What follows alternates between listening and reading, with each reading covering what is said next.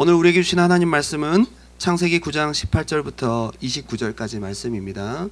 구약 성경 창세기 9장 18절부터 29절까지 말씀입니다. 방주에서 나온 노아 가족이 새로운 인류의 시작으로서 살아가는 모습, 그 생활상을 잠깐 보여주고 있습니다. 노아가 고생 많이 했죠, 그동안. 그죠? 여러분, 방주 만드는 일이 뭐 보통 일입니까? 지난 금요일에도 함께 나눴지만 방주 만드는 것뿐만 아니라 그 안에서 1년 동안 무시무시한 그 홍수 상황 안에서 살아내는 것도 쉽지 않을 거고요. 네? 여러분, 놀이기구를 1년 동안 타보세요. 그 후룸라이드를 1년 동안 타보시라 얼마나 괴로운가. 이게 뭐 배멀미는 고사하고 물살을 거스릴 수 없는 엄청난 물결 가운데 흔들리고 뒤집어지는 그 배 속에서 1년을 살았어요. 방주 만드는데 돈을 다 들이부어야 됩니다. 모아놓은 재산 싹 다 부어야 됩니다. 전형적인 목수일을 했습니다. 엄청난 나무를 잘랐습니다. 그때 뭐 전기톱이 어디 있겠어요. 전기톱이 다 수작업이죠. 방주를 만드는 어마어마한 큰 고페르 나무를, 그 단단한 나무를 가공하고 손질해서 재료화하는 것도 엄청나게 어려웠을 거라고요. 한두 개가 들어갑니까? 길이가 135m 되는 그 엄청난 방주를, 그 단단한 나무를 준비하려면 이게 보통 힘든 게 아닙니다. 뿐만 아닙니다. 여러분, 역청이라는 것이 식물성 아스팔트인데요, 이게 지하를 깊이 파야 나오는 거예요. 지하를 파도 그렇게 많은 양을 한꺼번에 채취하기가 어려울 수 있어요. 그걸 또 파도 불로 달여서 원액을 채취해야 됩니다. 제정하는, 또 정류하는 과정이 필요한 거고요. 방주 안팎을 페인트 칠하듯이 다 칠하려면 어마어마한 양이 들어가는 거예요. 보통 힘든 게 아닙니다. 그 안에 탄 동물이 16,000마리에서 35,000마리까지 추정을 하고 있습니다. 여러분, 집에서 개 5마리 키우는 것도 힘들어요. 방주 안에 그 좁은 공간에서 16,000마리의 각기 다른 동물들을 키웠다 이겁니다. 여러분, 동물원 사육사들이 얼마나 힘든지 아시죠? 보통 힘든 게 아닙니다. 웬만한 대형 동물원보다 큰 사이즈 많은 동물들을 보유하고 있었습니다. 얘들 1년 먹을 거 어떻게 준비합니까? 얘들 배설물은요, 그거 보통 문제가 아닙니다. 뿐만 아니라 많은 사람들의 비난과 고립감, 비판, 자기와 함께했던 예배자들도 이젠 타락하고 노아를 손가락질하기 시작합니다. 비판하기 시작합니다. 정신적인, 육체적인 고통 가운데 그 수많은 시간들을 보내며 노아는 신실하게 버텼습니다. 드디어 홍수가 터졌습니다. 40일 동안 어마어마한 양의 비가 내리기 시작하고 밑에서 물이 쏟기 시작합니다. 방주가 팽글팽글 떠다니기 시작합니다. 150일 동안 계속 물이 차 있습니다. 근데 이제 좀 멈춘가 싶었더니 하나님 또 바람을 불게 하십니다. 방주가 또 돌기 시작합니다. 여러분, 크루즈 생활도 1년이면 지겨워요. 최고급 크루즈를 1년 동안 타라 그러면 물론 좋죠. 그러나 한 6개월 지나면 할 게 없을 거예요. 그 안에서 어떤 크루즈는요, 맨 꼭대기에 수영장, 대형 수영장이 있고 이렇게 내려오는 워터 슬라이드도 있고요. 안에 뭐 별거 다 있습니다. 카지노도 있고 뭐 레스토랑, 항상 최고급 요리를 해주는 가장 좋은 객실과 깨끗한 화장실을 보유하고 있는 크루즈에서도 1년이라는 시간은 지겨울 수 있는 것이죠. 7째 달에 겨우 산에 걸립니다.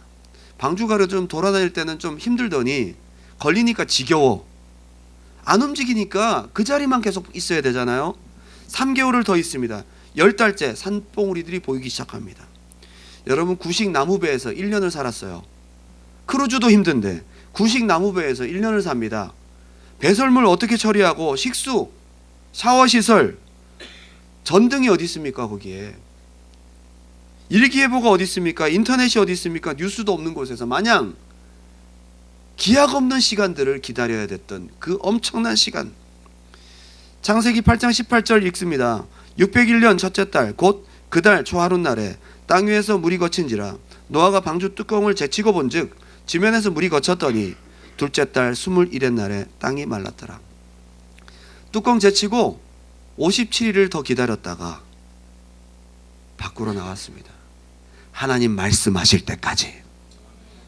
물 마른 거 다 확인하고 방주 뚜껑 제쳐놓고 57일을 하나님 말씀하실 때까지 미련하게 기다렸던 노아입니다. 노아가 믿음이 없는 사람이에요? 아주 스페셜한 사람이에요. 이런 뚝심 있고 믿음 있는 사람 없어요. 신실한 사람입니다. 하나님을 향한 뜨거운 사랑으로 자기의 모든 전 재산과 모든 생애를 다 부어서 순종했던 사람입니다. 그 어려운 모든 상황에도 오랫동안 믿음을 지켰던 사람입니다. 목숨 건 사람입니다. 신실한 사람입니다.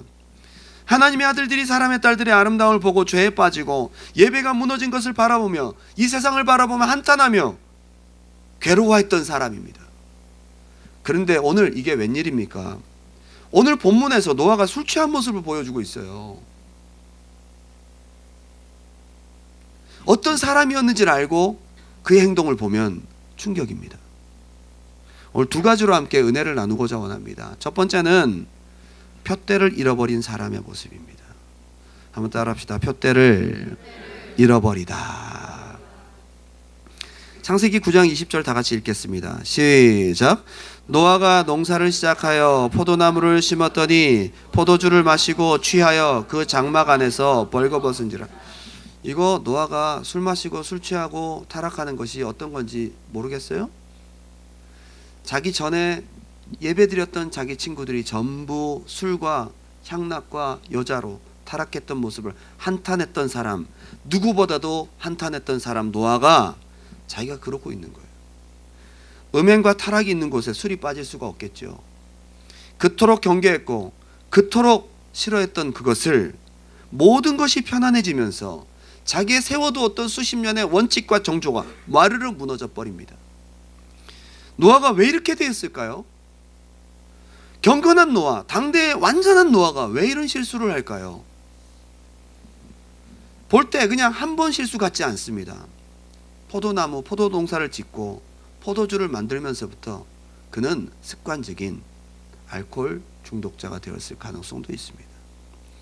더 이상의 목표가 없어지고 긴장이 풀어지고 경건한 삶이 조금씩 해이해지면 이런 실수를 하게 되는 것입니다. 더 이상 홍수가 없잖아요. 더 이상 텐션이 없어요. 뭐가 있습니까? 이제 무지개 약속도 받았는데 하나님이 멸망 안 하신대잖아요. 방주 만들 일도 없어요. 망할 일도 없고요. 자기를 해할 적도 없어요.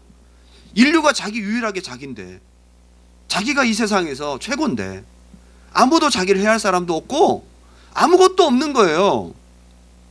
모든 것이 평안해지고 심판도 없고 힘든 미션도 없는 그에게 이제 찾아온 것은 풀어진 긴장감, 더 이상 없는 목표. 홍수 전까지는 바짝 긴장하고 그렇게 열심히 견디더니 홍수가 끝나고 무지개 약속을 딱 받고 나니까 이렇게 사람이 변하는 거예요.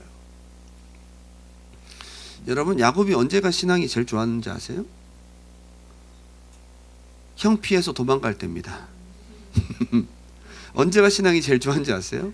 사기꾼 라반 밑에서 아득바득 살아갈 때입니다. 언제가 신앙이 제일 좋았는지 아세요? 에서가 자기 죽이라고 온다고 할 때, 400명의 군사가 온다고 할 때 야복강가에서입니다.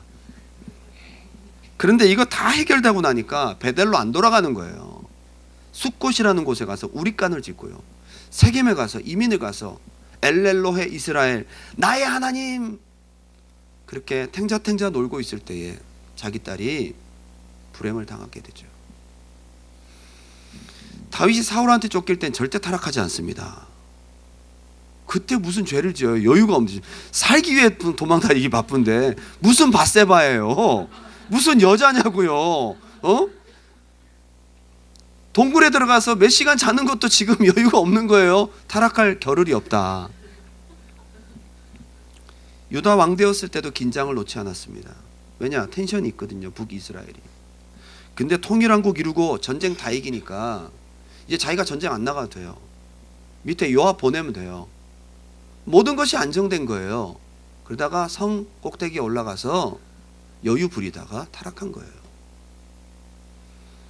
잠언 29장 18절, 묵시가 없으면 백성이 방자에 행하거니와 율법을 지키는 자는 복이 있느니라. 묵시가 뭡니까? 하나님 주시는 목표예요. 하나님 주신 약속이에요. 하나님 주신 계시예요. 방자하다라는 것이 파라라는 히브리어인데 풀어놓다, 내버려 두다라는 뜻이에요. 그냥 자기를 놓는 거예요. 종말론적인 긴장감이 없고 표대가 없으면 여러분 믿음 아무리 좋은 것 같아도 여러분 놓습니다. 아무리 믿음 좋은 노아도 자기를 놨잖아요. 이렇게. 여러분은 어떻습니까? 교회 열심히 다니고 주일마다 나오는데 여러분 마음속에 종말론적인 긴장감도 없고 목표가 없고 표대가 없다. 여러분 노아처럼 되는 거 시간 문제입니다. 여러분 믿음 생활 잘하고 계십니까? 창세기 5장 21절 노아의 가계 이야기가 나옵니다. 에녹은 65세에 무두셀라를 낳았다. 65세에 무두셀라를 낳았는데 무두셀라 이름이 특이해요. 메투샬라흐. 이게 뭐냐? 창 던지는 사람이란 뜻이에요. 창 던지는, 갑자기 자기 아들 이름을 창 던지는 사람, 전사로 만들려고 하나? 근데 그게 아니에요. 그 당시에 속담이 있었어요.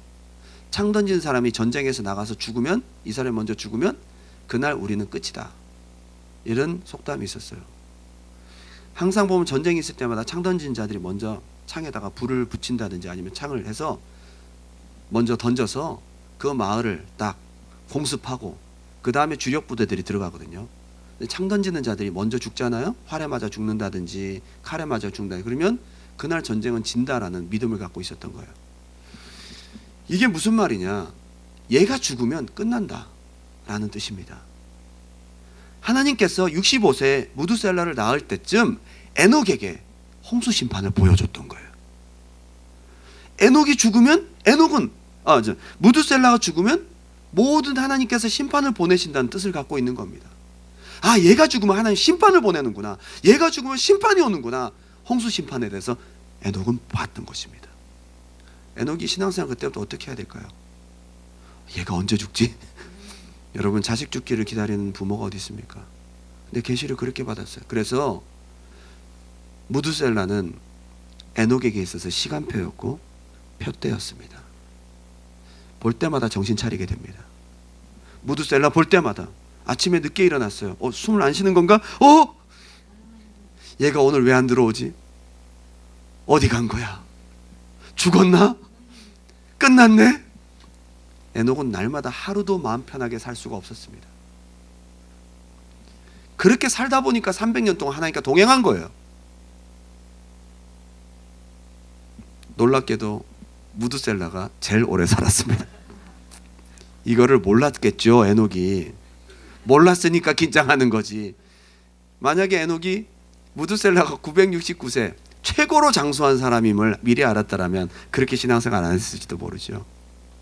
그런 생각 안 합니까? 희한하게도 무두셀라를 낳은 다음부터 300년 동행했다고 나와요. 하나님과 진짜 동행과 믿음의 동행은요, 종말론적인 긴장감이 여러분에게 표대가 있을 때부터, 텐션이 있을 때 하나님과 동행하는 것입니다. 여러분에게 텐션은 어쩌면 하나님과 동행하는 끈일 수도 있습니다. 그것 때문에 기도하게 되고, 그것 때문에 더 하나님 찾게 되고, 그것 때문에 더 예배하게 되고, 그것 때문에 더 하나님 앞에 눈물 흘리게 되고, 그것 때문에 나의 연약함을 주님 앞에 토로하게 된다면 여러분은 무두셀라를 가지고 있는 것입니다. 23절에 그는 365세를 살았더라. 에녹이 하나님과 동행하더니 하나님이 그를 데려가심으로 세상에 있지 않더라. 죽었다는 표현이 없어요. 데려가신 거예요. 진짜 믿음 생활 잘하는 사람은 오늘 나의 삶이 끝날 것처럼 날마다 긴장하며 하루하루를 결산하고 살아가는 사람입니다. 에녹입니다. 이렇게 살면 주님이 우리를 데려가실 것입니다. 25절에 무두셀라는 187세에 라멕을 낳았고, 라멕을 낳은 후 782세 2년을 지내며 자녀를 낳았으며 그는 969세를 살고 죽었더라. 엄청 오래 살았네, 그죠? 라멕은 182세 아들을 낳고 이름을 노아라 하여 이르되 여호와께서 땅을 저주하심으로 수고롭게 일하는 우리를 이 아들이 아니하리라 하였더라. 라멕도 뭔가 알았던 거예요. 이 종말 신앙은 에녹부터 시작해서 무두셀라에게 전파되고, 무두셀라 자신도 얘기 알았겠죠. 내가 죽으면 끝나는구나. 그리고 그 얘기를 라멕한테 한 거예요. 그러니까 라멕이 하나님이 곧 이 땅을 저주하신다, 이 땅을 심판하신다. 그런데 노아 얘가 구원하는구나. 그래서 이름을 노아라고 지은 거예요. 이 종말 신앙은 무드셀라를 중심으로 에녹도 정신 차리게 만들고 라멕도 정신 차리게 만든 거예요. 여러분에게 표대가 있기 바랍니다. 여러분에게 무드셀라의 표대가 있고 텐션이 있다면 그것은 여러분에게 축복이고 하나님과 동행할 수 있는 이유인 것입니다. 라멕도 심판을 기다렸습니다. 그런데 중요한 것은 30절에 라멕은 노아를 낳은 후 595년을 지내며 자녀들을 낳았으며 그는 777세를 살고 죽었더라. 놀라운 계산이 나와요. 자, 한번 계산해 보세요. 무드셀라가 969세를 살고 죽었는데 그 죽은 해가 노아가 600세 되던 해예요. 그러면 노아가 600세 되던 해 1월에 홍수가 터졌으니까 무드셀라 969세 되던 해가 죽은 해가 홍수 시작된 게 딱 맞는 거죠.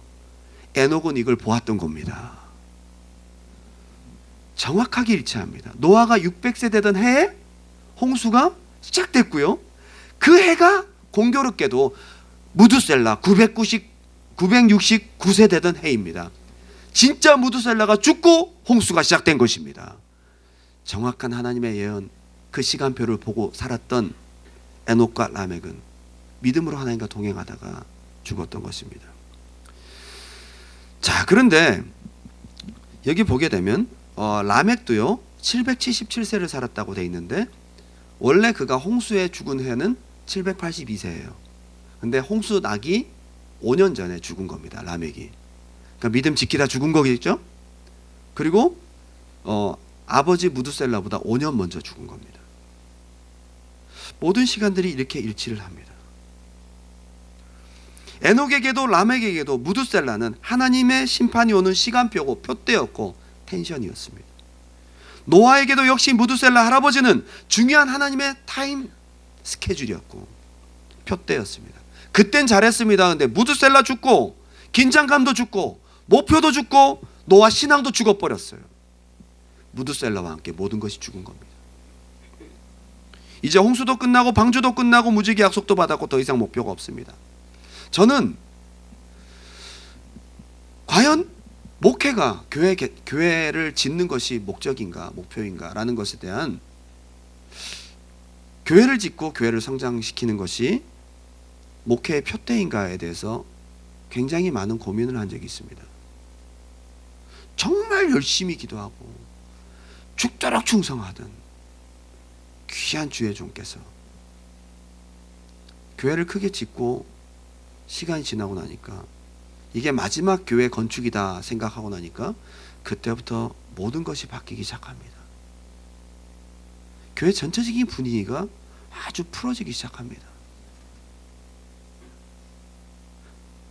뭔가 우리가 삶을 살아가면서 롱타임이든 짧은 타임이든 목표를 세웠는데 그것이 궁극적이고 끝이 아니라면 여러분 우리는 언제든지 노아처럼 될 수 있는 것입니다. 끝을 바라보는 여러분 되시기 바랍니다. 끝을 바라봐야 돼요.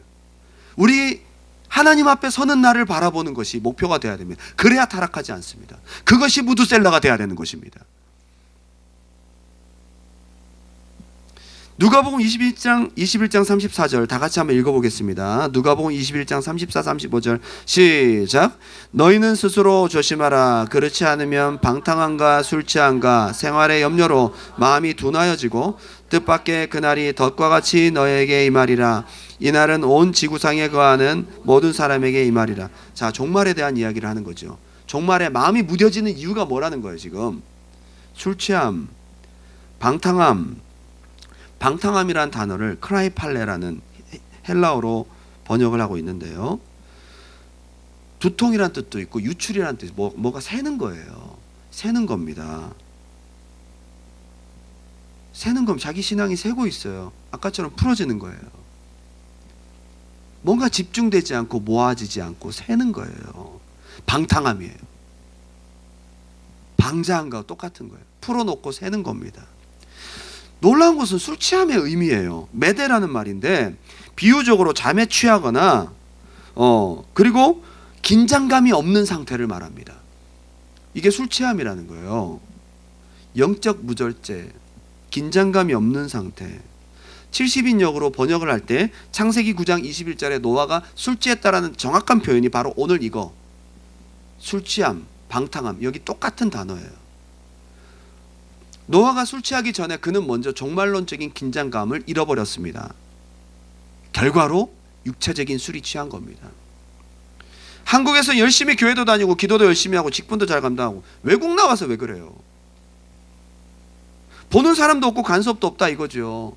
놀러 다니고 사진 찍고 외국 나왔다 이거죠. 뉴욕 가서 다 랜드마크 앞에 사진 찍고 말이죠. 올리고 자기 잘 나가는 것처럼 다 겉멋만 들어가지고 청년들 보면 하나님 어디 있어요? 주일날 교회도 안 옵니다. 심지어는 과거에는 그래도 기도도 하고 열심히 충성도 하고 주님에 대한 간절함도 있고 교회 올 때 예배에 대한 기대와 소원도 있었는데 지금은 왜 마음속에 기대감이 많이 없어졌습니까? 특별히 뭐 죄에 빠지거나 사실 뭐 그런 건 없어요. 근데 더 무서운 게 자기도 모르는 매너리즘이에요. 여러분도 모르는 매너리즘. 나도 언제부터 이렇게 된지 모르겠지만 기대감이 없어. 나도 언제부터 이렇게 된지 모르겠지만 어느 순간 기도를 안 하고 있어요.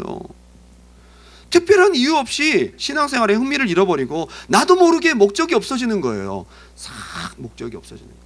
마귀가 도둑질할 때는 절대 한 번에 안 훔쳐가요. 조금씩. 영적 생활이 즐거운 것도 아니고 열심을 내야 될 특별한 이유도 없고 여러분의 그 간절한 갈망과 눈물이 지금은 어디 갔습니까? 신앙생활 그렇게 절박하지 않습니다. 한두 번 예배 빠져도 보통이고 나중에 양심의 가책도 없어지고 서서히 포도농사 짓다가 포도주 마시고 한 모금 두 모금 세 모금 마시다가 이제 마음의 양심의 가책도 없어지니까 무감각해져 버리는 거예요. 문제 있으면 답답하면 하나님 찾고 별 문제 없으면 편안하면 교회 안 가고 한때 잘 나갔던 믿음과 뜨거웠던 신앙은 어디 갔냔 말이에요. 과거에 잘 나갔던 노함은 뭐합니까? 지금 술 취해서 옷 다 벗고 누워가지고 그게 믿음의 사람의 모습은 아니죠. 한편 이해가 되기도 합니다. 이민 땅 오셔서 너무 바쁘고 따라가기 힘들고 돈도 쪼달리고 비교되고 눈에 보여지는 이곳에서 살아남아야 되는 그 목표를 이루기도 너무 빠듯하니까 어느새 믿음도 멀어지고 피곤하고 이렇게 하다 보니까 죄송한 마음 기도해야 되고 예배해야 되는 거 아는데 잘 안 되고 그러다가 슬슬 푯대를 놓쳐버리는 경우도 있습니다. 어쨌건 다시 찾으시기 바라요. 노아가 술만 먹고 추태부린 것이 아니에요. 자기 사랑하는 축복받아야 될 하나님이 축복하셨잖아요. 자녀들을. 노아가 술 취해갖고 열받아갖고 자기 둘째 함한테 저주해버려요. 그것도 자기 아들 말고 가나안한테 저주해버리고 이런 실수를 범합니다. 인격 컨트롤도 안 되고 할 말 안 할 말 자제력도 상실해버린 노아의 모습.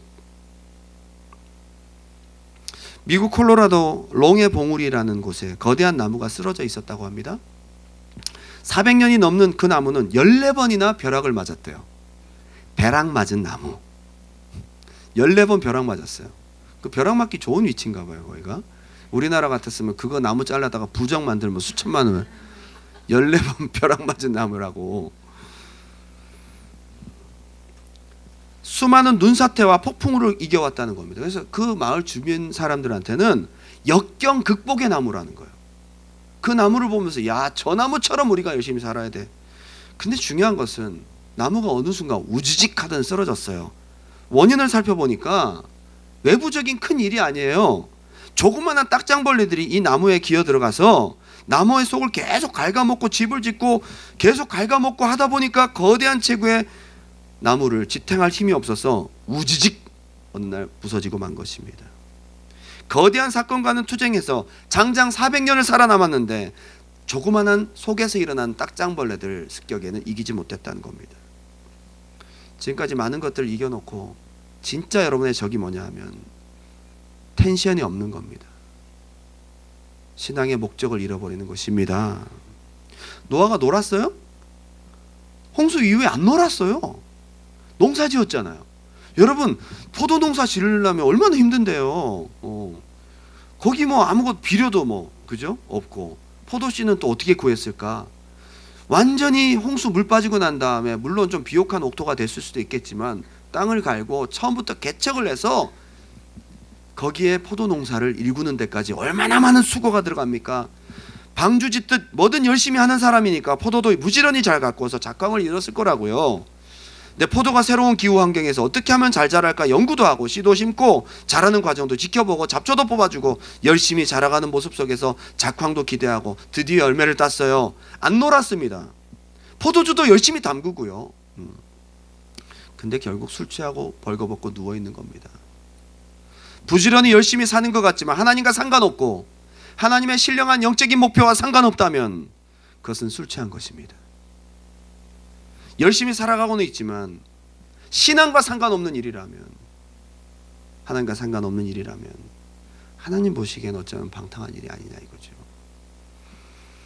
저는 에녹과 잠깐 비교를 해보면요, 열심히 긴장하고 무드셀라운 보다가 100년 지났는데 얘가 안 죽네? 장수하려나 봐. 그다가 200년이 지났는데 그래도 더 튼튼해져. 뻥인가? 예언이 맞나? 내가 환상을 잘못 받은 거 아니야? 그럴 수도 있겠지만 그래도 계속 300년을 지켰어요.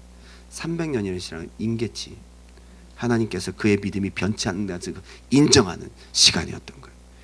여러분, 목표를 끝까지 가지고 가는 여러분 되시기 바랍니다. 두 번째는 잃어버린 목표의 또 다른 열매입니다. 노아 말고 이번에 함을 볼까 합니다. 창세기 9장 20절부터 읽습니다. 노아가 농사를 시작하여 포도나무를 심었더니 포도주를 마시고 취하여 그 장막 안에서 벌거벗은지라 가나안의 아버지 함이 그의 아버지의 하체를 보고 밖으로 나가서 그의 두 형제에게 알림해 셈과 야벳이 옷을 가져다가 뒷걸음질 쳐서 안 보고 덮어놓고 나왔어요. 굉장히 간단한 그냥 행동 같아요. 자, 여기서 함의 행동이 뭐가 잘못이었을까?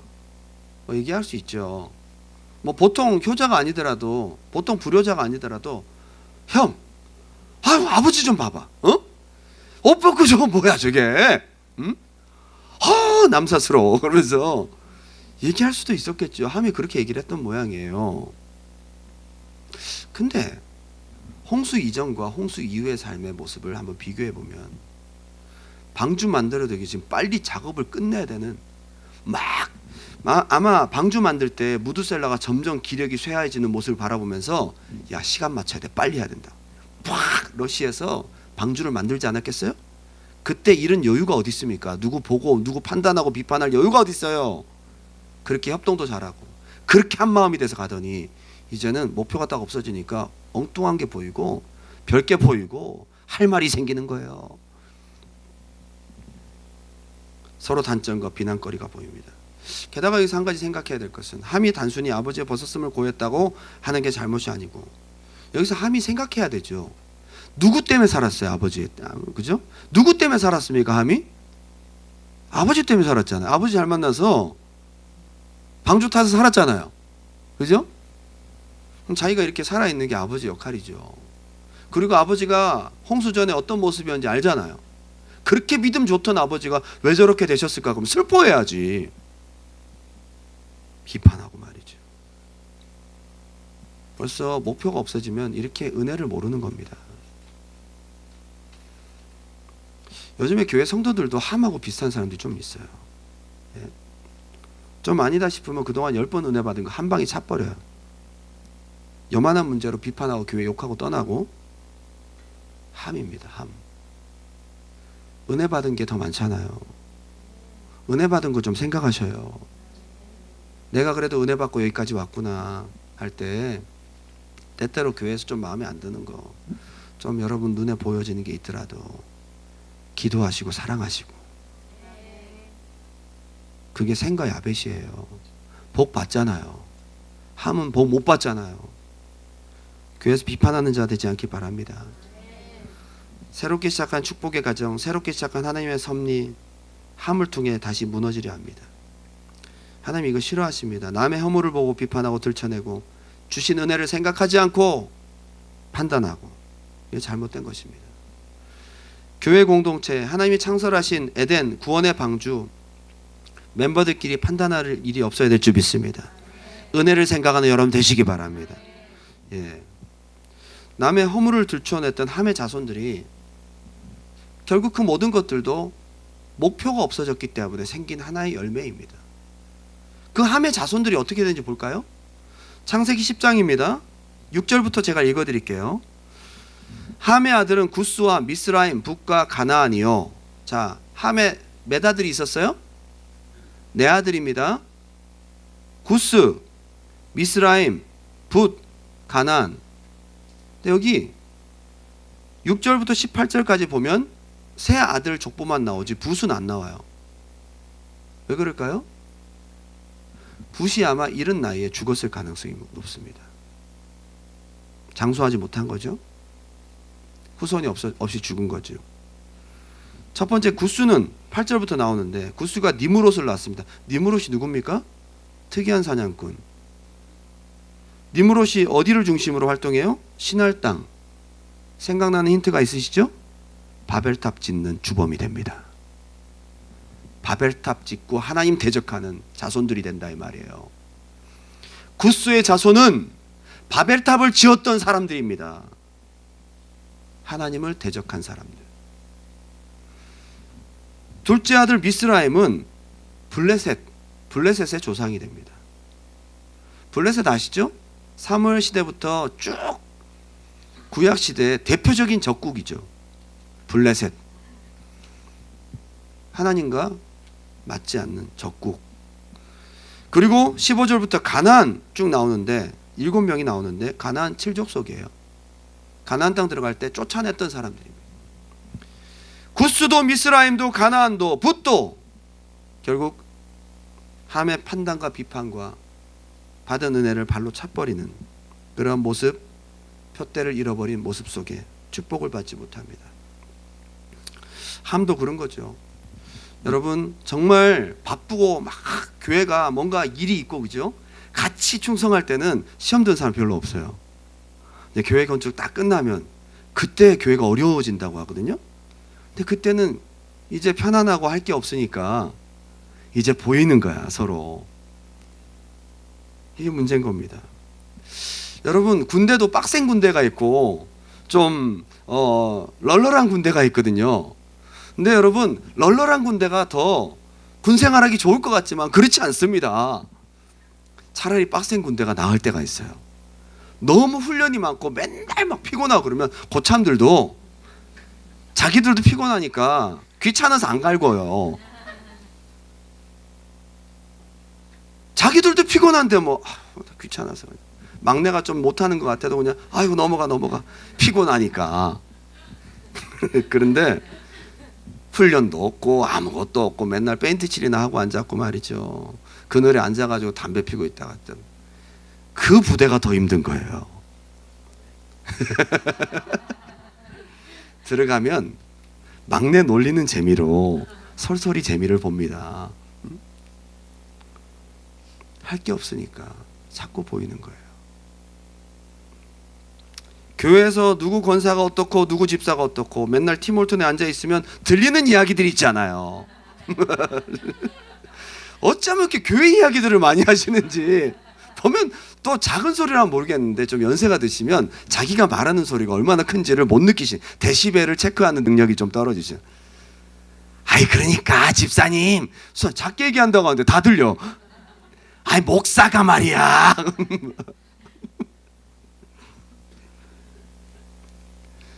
그 교회는 뭔가 공동체적인 목표가 없는 거예요. 그 교회의 문제는 표대가 없다는 거예요. 맨날 이러는 거예요. 신앙의 관심사, 내가 천국 갈지 주님 언제 오실지 우리가 바라보면서 내 신앙의 표대를 가지고 살아가는 그런 교회는 은혜를 나눕니다. 믿음을 나눕니다. 기도 제목을 나눕니다. 나의 연약함들을 서로 나누고 내가 하나님의 사람이 되어야 되는 그런 목표가 분명한 사람들은 은혜를 나누는데 그게 없으니까 비판거리를 나누는 거예요. 이제 주님 오실 때가 가깝습니다. 최근 호주가 산불이 났는데 이상기후 때문이라고 하죠. 뭐 설명하기는 좀 긴데요. 정말 기후가 이상하긴 합니다. 인공위성으로 보니까 호주가 코알라의 30% 이상이 죽었어요. 지금 상황적 멸종 위기 상황이라. 얘들이 지금 있어야 될 산지가 80%를 잃어버렸어요. 2천여 집들이 다 불탔고요. 주로 사람들이 많이 거주하는 해변 주변도 불이 많이 붙었습니다. 시드니, 멜번도요, 지금 연기로 자욱합니다. 그 맑은 날을 볼 수가 없습니다.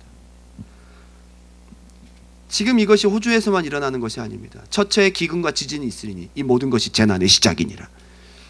점점 온역과 많은 난리와 난리 소문들이 있을 이때가 주님 오심을 알리는, 여자의 해산할 산통을 알리는 시작점이라는 것을 우리가 늘 생각하시기 바랍니다. 그렇다고 해서 완전 산에 들어가서 뭐 기도원 들어가고 막 아무것도 안 하고 막 주님만 바라보고 굶어 죽어요. 안 돼. 살아야죠. 오늘 저는 이것을 얘기하며 결론을 맺고자 합니다. 창세기 5장 21절 보니까 에녹은 65세에 무두셀라를 낳았고 무두셀라를 낳은 후 300년을 하나님과 동행하며 자녀들을 낳았으며, 이 당시에 가장 주로 했던 가장 본업이 뭐냐? 자녀들을 낳고 생활에 충실한 거죠. 그런데 어떻게 했어요? 하나님과 동행하며 자녀들을 낳았으며, 삶 가운데 열심히 살아가십시오. 맡은 사명 잘 감당하십시오. 열심히 여러분들이 삶을 살아가십시오. 돈을 버십시오. 노력하십시오. 세상의 빛과 소금이 되십시오. 그런데 중요한 것은 무드셀라를 바라보며 하나님과 동행하며 자녀들을 낳았으며, 늘 주님을 생각하고 우리 앞에 푯대가 있는 삶을 살아가며 열심히 삶 가운데 빛이 되시는 여러분 되시기를 주님의 이름으로 축원드립니다. 오늘 나눔을 좀 잘 하셨으면 좋겠어요. 셀 나눔을 서로 있는 속에 있는 것들을 토설하고 함께 우리 속에 잃어버린 목표가 무엇인지를 한번 나눠보세요. 내 안에 잃어버린 텐션이 무엇인지를 찾아보세요. 그리고 하나님에 대해서 감각이 없어진 우리의 마음을 정결케 해달라고 함께 기도하시고, 이 은혜를 잃어버린 우리의 마음, 하나님에 대한 갈망, 기도하고 하기 싫은 마음, 때로는 피곤과 실증에 굳어진 우리의 신앙, 이 모든 것들 서로 나누면서 다시 한번 여러분 앞에 있는 신령한 푯대를 세우고 나아가는 여러분 삶이 되시기를 주님의 이름으로 축원합니다. 마지막 찬양 올려드리고 기도하겠습니다. 주님 다시 오실 때까지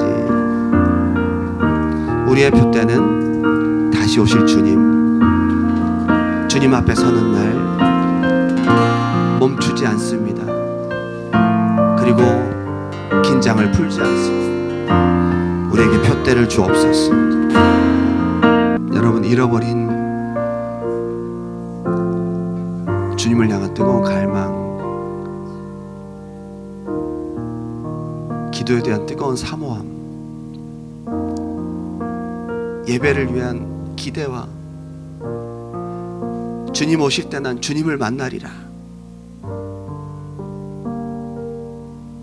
우리 인생의 마지막 하나님 앞에 서는 그 감격스러운 순간을 어느 순간 우리 마음 가운데 잊어버리고 눈앞에 보여지는 포도농사 짓다가 어느새 이 세상의 술에 취해버린, 몸은 교회에 나왔지만 우리 마음 가운데 텐션을 잃어버리고 하나님을 뜨겁게 찾고자 하는 사모함도 없어져 버린 형식적인 우리의 모습들, 여러분의 신앙이 에녹으로 돌아가기 바랍니다. 아직 우리의 인생이 끝나지 않았습니다. 우리 인생의 홍수는 아직 오지 않았습니다. 마지막 환난과 주님 오심이 기다리고 있습니다. 그걸 바라볼 수 있는 여러분 되시기 바랍니다. 믿음의 눈을 뜨시고 우리 푯대이신 다시 오실 예수 그리스도를 바라볼 수 있는 신령한 푯대가 다시 세워지기 바랍니다. 우리 마음 가운데 잃어버린 텐션을 찾기 바랍니다. 오늘 주님이 오실 것처럼, 오늘 내가 주님 앞에 서는 날인 것처럼 주님 앞에 내가 나아갈 수 있도록 주여 우리 마음을 다시 살려주시옵시고 회복시켜 주시옵소서. 푯대를 바라보고 내가 이미 이루었다함도 아니요 얻었다함도 아니라 내가 앞에 있는 상을 바라보고 푯대를 바라보고 앞에 있는 것을 보고 잡으려고 달려가노라. 주여 회복시켜 주시옵소서. 여러분 마음 가운데 갈등과 고민이 있으신 분들, 여러 가지 마음 가운데 우울함과 여러 가지 생각들이 있으신 분들, 어쩌면 그거 생각할 수 있는 여유가 없습니다. 다른 것들을 보고 있는 것입니다. 하나님 다시 신앙을 회복하게 도와주시옵소서. 우리 주님의 이름 한번 뜨겁게 부르고 기도합니다. 주여